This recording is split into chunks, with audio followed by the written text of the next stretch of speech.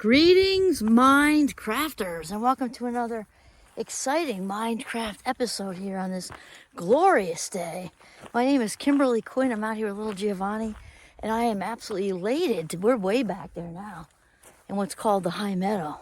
We've been snowshoeing all over the place. Then we had the in-between, where you kind of had to wear snowshoes, but part of it was grass, but you couldn't get through the parts that were snow without the shoes. So it's just been the usual April situation, which is gorgeous. And I'll tell you, I'm so incredibly inspired today. I had two podcasts today, and they're both in different contexts and a very similar message. And we're talking about the power of letting it go. And we talked about that with forgiveness. This is a little different. This is different. Because it's all related, obviously, but it's different. The power of actually surrendering. I'm not talking about religion at all. In fact, the second podcast guest went a whole nother direction that what she kind of signed up for, and she was fantastic. We talked about it, and I said, hey, go with your authentic impulse. People want what's relatable, and man, did she crush it. She has struggled with OCD her entire life that she can remember. She spoke about, in a loving way, not in a judging way, talking about her parents meant well. She was an only child, or is an only child. And they were just extremely controlling, and she wasn't passing blame. She was just kind of describing it, and that's all she said. She didn't give any specifics, but she that led her into this just really severe OCD. She felt like she had to have control, as close to all the time as possible. And she was, again, wonderfully courageous about doing all this work on herself, and how, really was stemming from insecurity and fear and all this stuff. And this led to our whole talk on surrendering. Again, not about religion. Spiritually, yes. Higher power, you can call it whatever you want, universe. But actually surrendering, because people think it means giving up. It couldn't be farther from the truth. And she just dropped some wisdom bombs all over the place. And not that old. I guess her to be in her early to mid 30s, maybe? Early 30s? I don't know. But she had so much to say about, and she said something towards the end. I'm not even sure we were on the camera then. I think we were. When she talked about, when the suffering situation, whether it's you're not in a great relationship, or you've got all kinds of workplace trauma, or issues with other relationships, or living situation, whatever it is, when we've got, suffering going on, what it takes is for the agony of whatever it is, fill in the blank, suffering, to overcome, be stronger than what would happen to just let it go, to surrender it. Surrender to the universe and just see what happens. Again, whether it's God for you or higher power, universe, whatever, because sort of the irony in it, and she and I talked about this in several different examples, not just her OCD.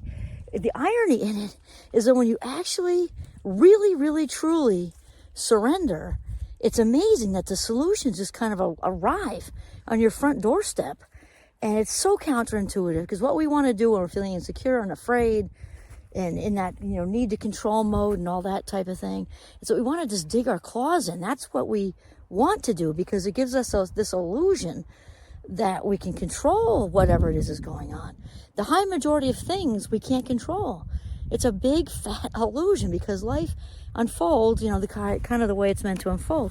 So here's the other part of the inspiration, which I thought was amazing. We both talked about being in the eye of the storm, kind of remaining calm no matter what's, going on around you.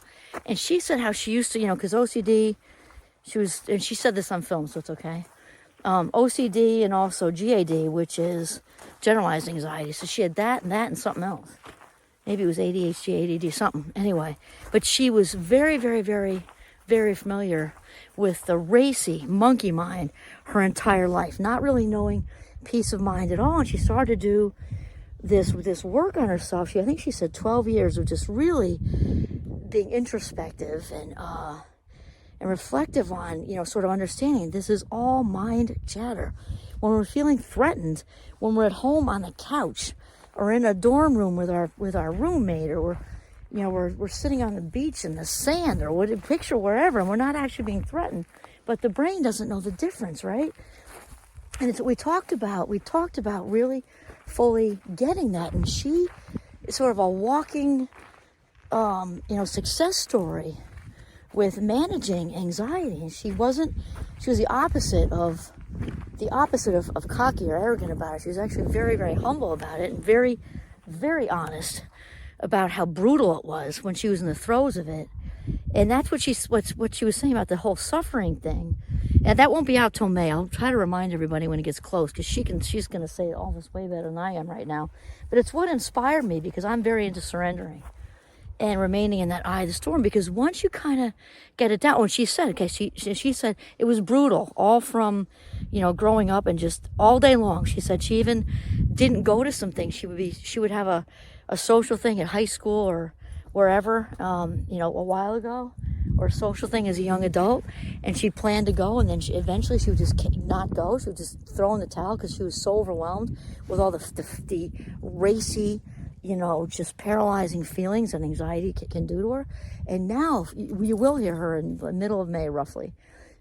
She says she wants to say zero anxiety, but she feels like she doesn't want to say zero because it just seems so absolute. But she said it's close to zero, like low, low, low. And she said, because I really truthfully just detached from the outcomes.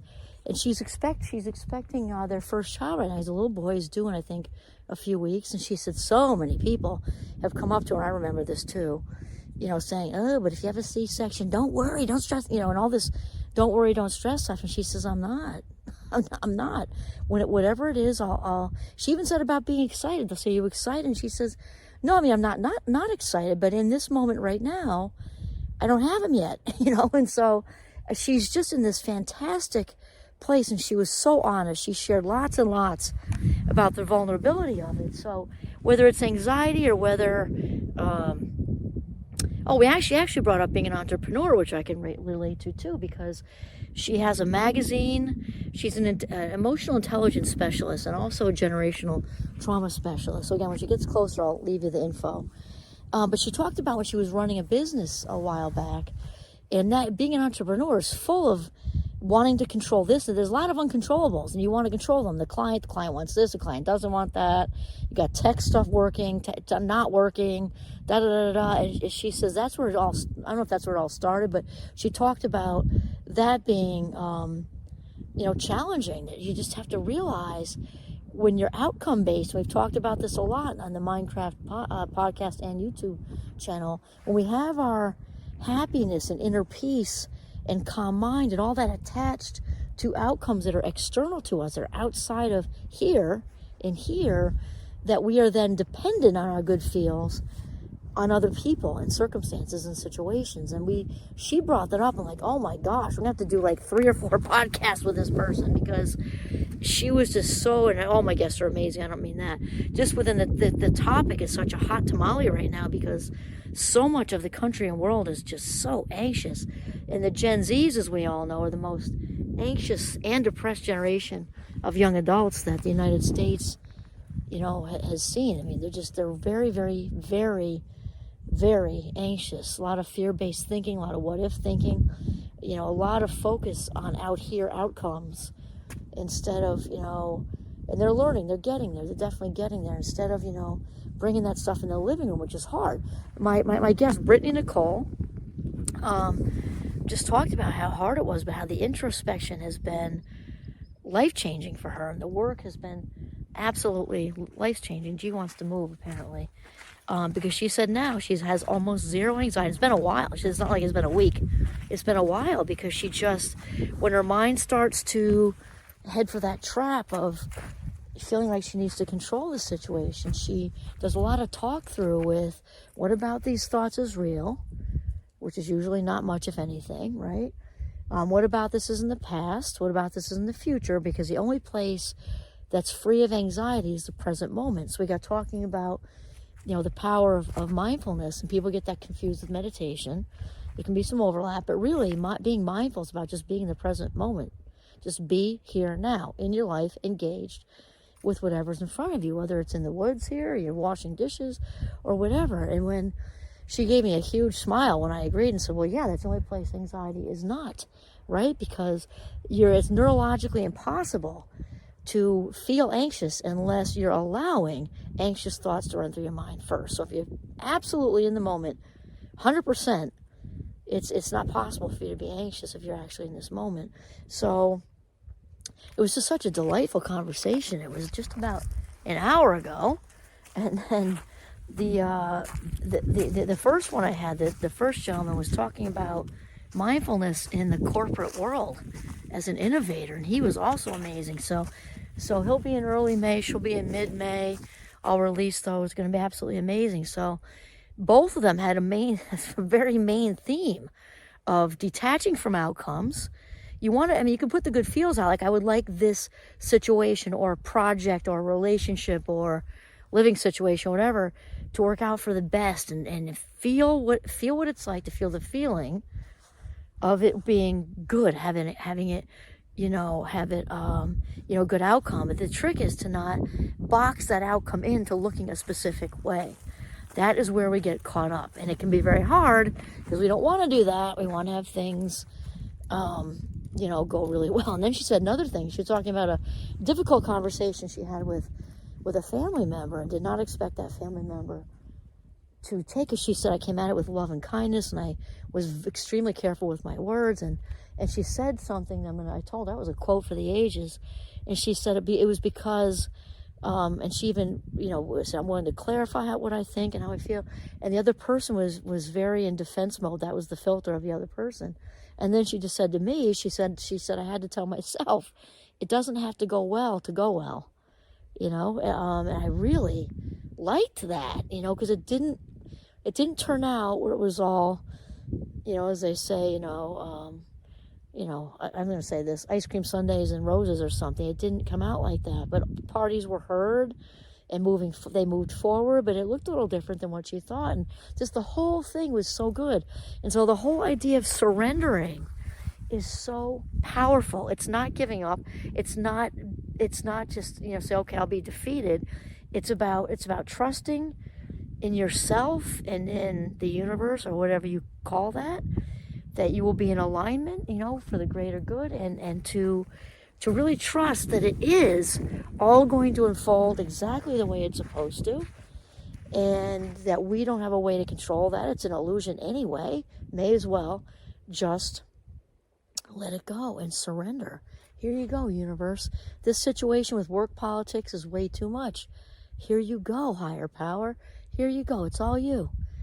Please take care of everything and see what happens. What's also amazing, she talked about this, is once we do truly surrender and let it go. I've had this happen so many times in my life.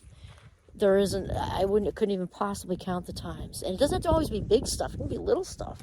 Something going on at work or home or with friendships. It can be small stuff, but it's just bugging you. It keeps coming in your mind. And then, ironically, because we want to dig in so much, as soon as we let go, and this is very true for me out here in Giovanni's and my woods where we are, is the answer, the solutions come so quickly in these woods, I can't even tell you. Again, not just the big things, medium-sized things, and really small things. It's almost like we said, it's almost like a faucet you can't shut off. Once we make room for it, let go of the outcomes, let go, period, and get into allowing and receiving mode, it is all right there. So I can't go on enough about the power of true, authentic surrender. Here comes Giovanni. Okay, have a good day.